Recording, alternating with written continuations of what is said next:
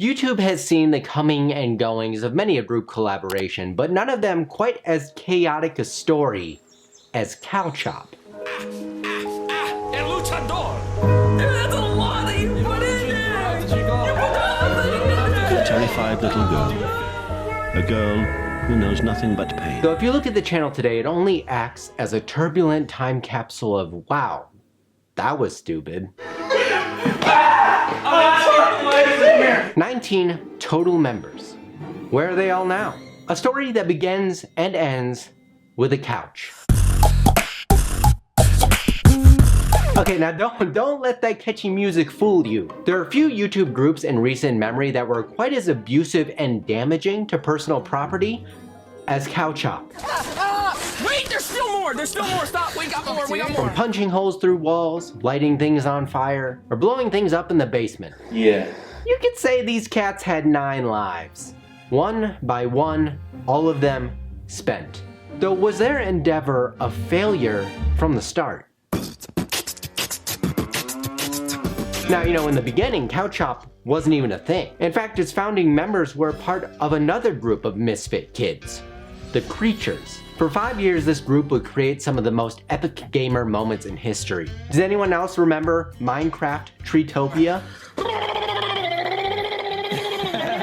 My childhood. They would grow to become an established business, partnering with Rooster Teeth, but something wasn't quite right. Now, to make any group collaboration work, you have to have some level of understanding and group camaraderie if you ever have any hopes of this thing going long term. Neither of those things held any more weight after a few years working with the Creatures. At least for one Uberhaxornova and friend ImmortalHD. Throughout James and Alex's time at the Creatures, there had been a number of falling outs, with members joining only to leave, and not always on good terms, leading ultimately to a channel's slow decline and differing opinions concerning creative direction.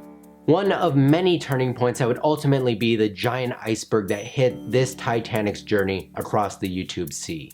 And then, everything changed. Yesterday, the Cow Chop guys officially announced that they will no longer be part of the Creatures. Do you guys have more creative freedom after leaving? We have all the creative freedom we want. I could leave the stream right now if I wanted to. I could just get the... James and Alex announcing that they were gonna ditch their creature digs for a decked out cow couch. James stating that the actual creation of Cow Chop happened in 2014, far before they ever announced leaving. They had had enough, and that was it. Dropping one cow patty at a time, James, Alex, and former Creature interns Trevor, Aron, and Joe set off for new glory. Cow Chop was born.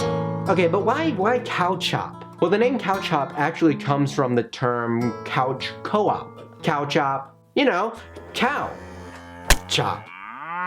When asked why cows, James responded with, why not? It goes with the name, proving that speculation sometimes means literally nothing. Now, transitioning from the comfy corporate confinements of the Creature Hub to Denver suburbia.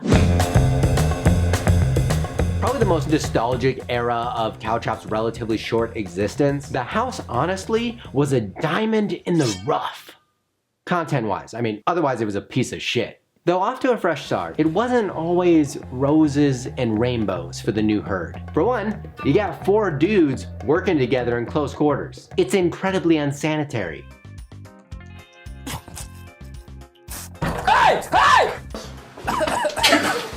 Secondly, I think their place was haunted.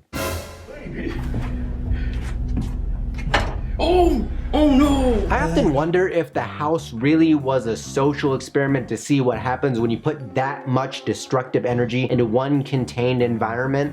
The results? Catastrophic. No, dude! No! This is ridiculous. Coward. Are you all done, Jeff? You didn't even have the rest of the milk. Now, in the beginning, they could not see their turbulent future ahead of them. They aren't wizards. As you can see, magic lies within it. I stand corrected. Here in the dubbed golden age of Cow Chop, the house was a central hub, with sets, editing bays, and a septic tank that was probably a little bit skeptical. This poor house would endure what the wiki describes only as the most inhuman treatment possible. If this house was a dog, you bet your bottom pita would be all up in this. The common themes of food being strewn about, holes in the walls a frequent addition to new home decor, and fireworks among many other things would threaten the house's very existence on many an occasion. So okay, they aren't the greatest tenants. Even so, in the house came some of CouchChop's greatest moments. James and Aleks wanted creative freedom. This creative freedom manifesting itself in content outside of the traditional gaming that they built their careers on. They added an addition of mini docu-sketches such as their very first video, The Success Story, where the crew played fictional versions of themselves talking about how successful they have been over the internet. If only they could see the future. I'm feeling so bad for them right now.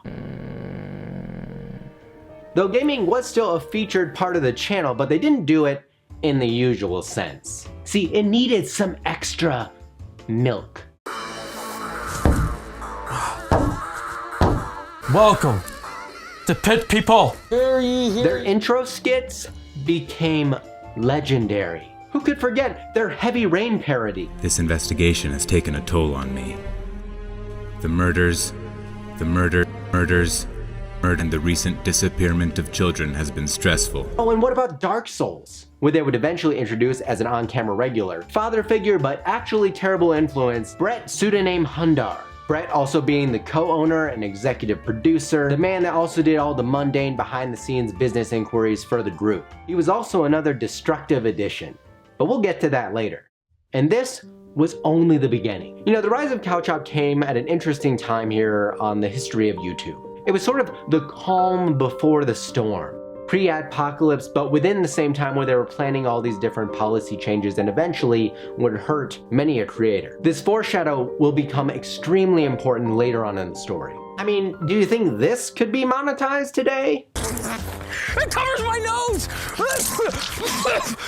God damn. Crazy antics would become clearly a staple feature of their channel's content. From Backyard Bazooka to attempting the Rock's daily diet plan, a theme had developed. Trevor, we gotta test this out to see if it hurts. Let's do it first. Though the most suffering in a single day coming from nothing other than CouchChop's pepper spray gauntlet. You know, it's fairly self-explanatory at first glance. A 4-part challenge, the truest test of your athletic ability, gut strength, patience, and your skills as a ponger. Oh, and if you lose, you get sprayed in the face with the pepper spray. Sounds fun, right? Oh, you're supposed to rub your eyes! The level of torture in these 3 videos alone, enough for an entire culture to experience. Oh my god. James! God, poor Trevor, you know? During this period, new alumni would be added to the CouchChop roster, such as cameraman Asher, who would later also become a regular on-camera personality that some people loved and other people loved to hate. All in all, the time between April 2016 and February 2017 spun a creative web of ideas, most of them ending like this. The couch! Dude, that is a fire! Though, as we all know, good moments are just segments of a program in between long infomercials of disappointment and regret. That's because everything changed when one snitch arrived. Like a game of Jenga, on YouTube you're never more than one video away from everything you've built to come toppling down. Aleks epic military grade stink bomb, a day that would live in infamy. You see, one fan didn't like what CouchChop was doing to its property and decided they need to take justice into their own hands. We're being forced to leave the property. This is it. Okay, so what broke this camel's back? How about some trivia? A segment where I ask you, hey, do you remember that one a-hole that ruined it for everyone? Why'd he do that? Was it A, too much climbing on the house? B, gassing out your fellow employees? C, ruining Warner Brothers' Bugs Bunny intro? Or D, Brett reenacting The Shining?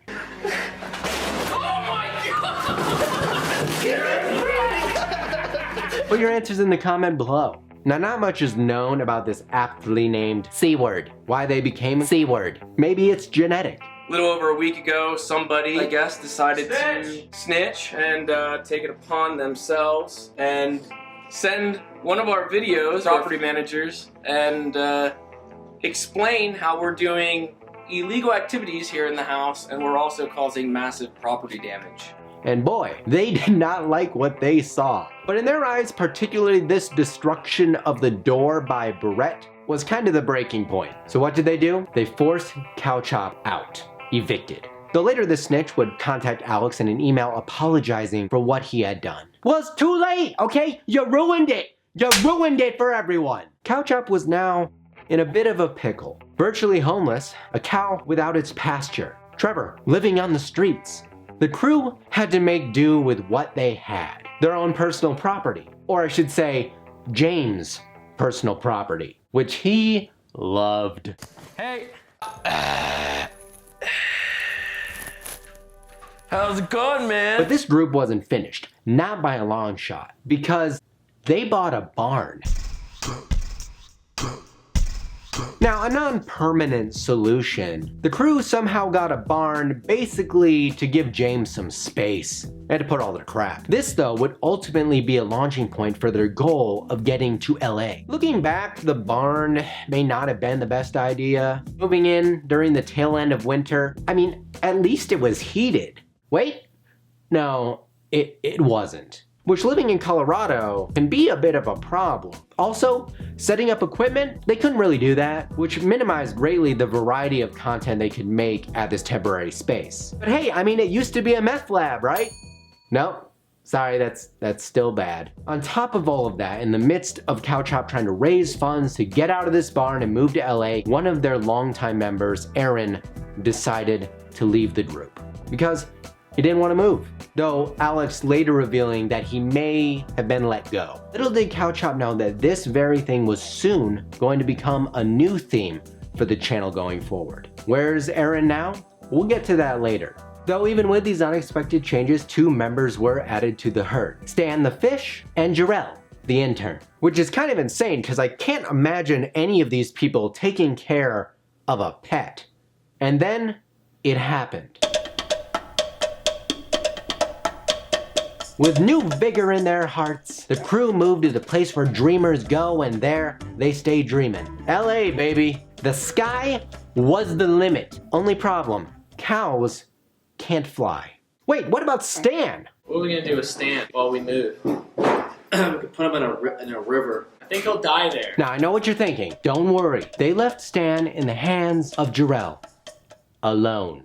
Now better funded thanks to Rooster Teeth First, there were a lot of fan promises to keep up with. Leaving all the bad vibes and the cold weather behind, newcomers Jacob and Lindsay were added to the team in 2017. Now Los Angeles would prove to be fruitful for some of their most ambitious content, collaborating with other Rooster Teeth associated channels such as Funhouse or Sugar Pine 7. They started a podcast, CCTV. They added the addition of crazy challenges, games, sets, spice gauntlets, and what's in the box?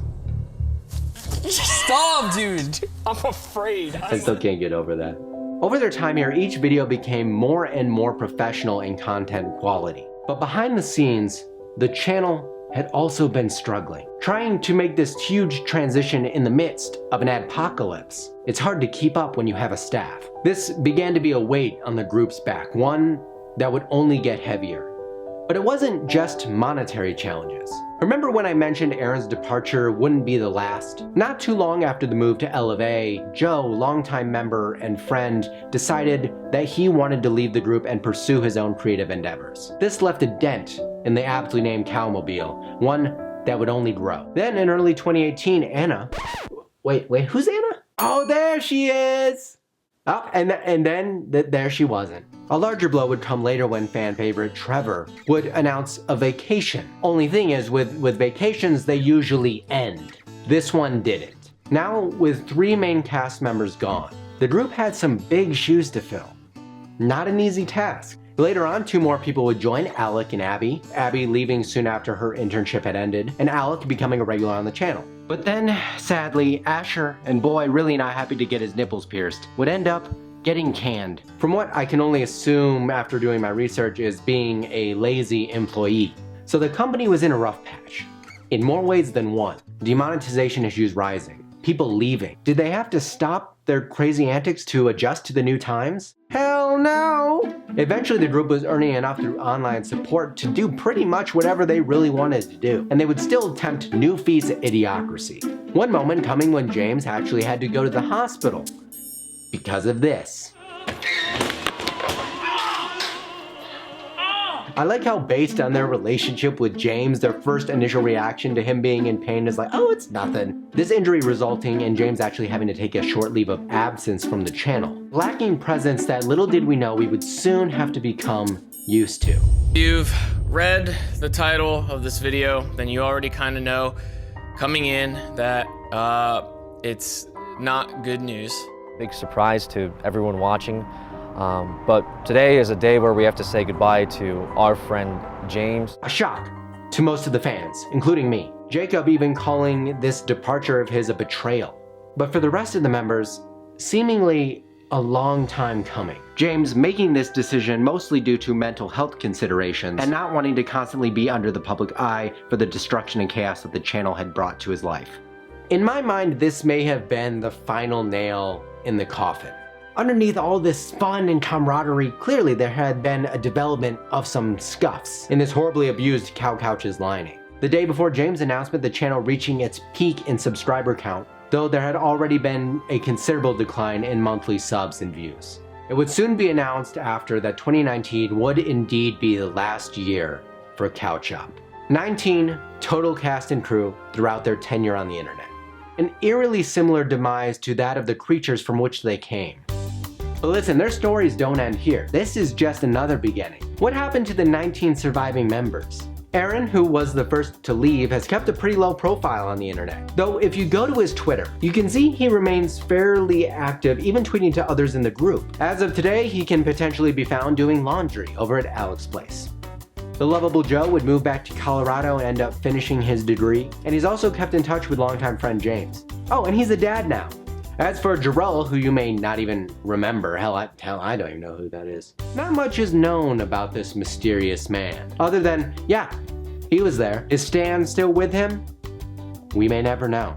As for longtime intern and member Anna, better known as that chick that used to work at Cow Chop, who, fun fact, prior to joining Cow Chop actually thought the company was a scam, left to be closer with family. Wait, what about Lindsay? After saying goodbye on CCTV, you can find her now working at fellow Rooster Teeth hub, Funhouse. Not checking that much. You got it! You're going slow, but you got it! Slowly but surely! Oh, and Trevor, how could I forget him? He is now a cinematic designer.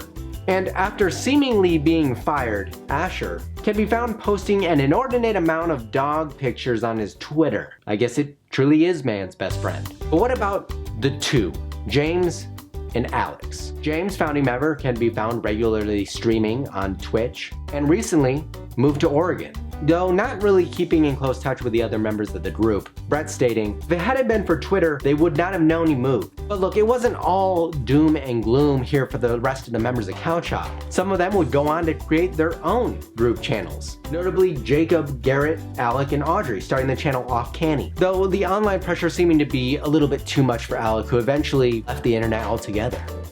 And big boy Brett would start his own channel called Muscle Party, even reuniting with Aleks in a post-Cow Chop episode of the podcast. And for Aleks, he's recently noted that he will probably be moving back to Colorado, hopefully uploading more regularly. Cow Chop at the end of the day was many things. There was a lot of good, bad, and ugly times. The couch, now tattered and torn, but never forgotten. Remember, I'm Ryan, and I'll see you in the next video.